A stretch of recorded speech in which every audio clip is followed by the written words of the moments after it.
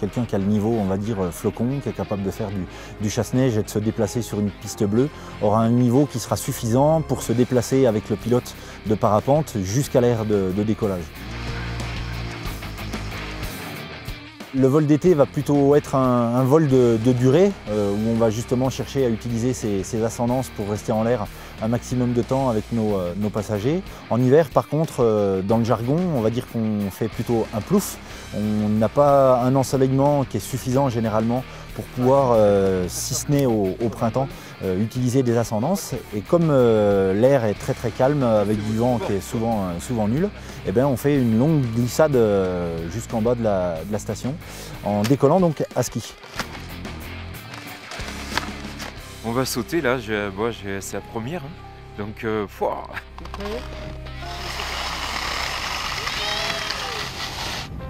Fabuleux, fabuleux. Alors, tu peux essayer de lever un petit peu les genoux, rentrer tes fesses à l'intérieur de la sellette. Vas-y.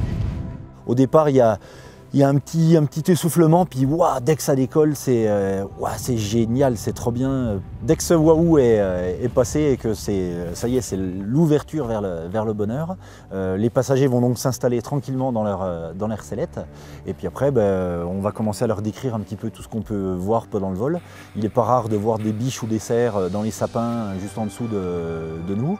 On va leur décrire un petit peu tous les sommets environnants.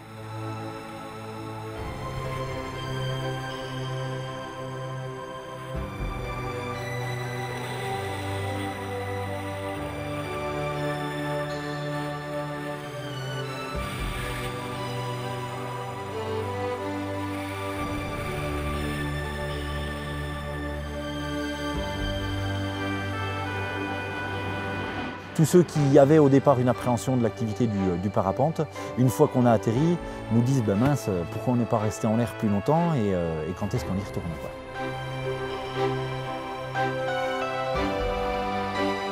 Par les pieds, on tend les jambes devant nous, tu lèves les spatules.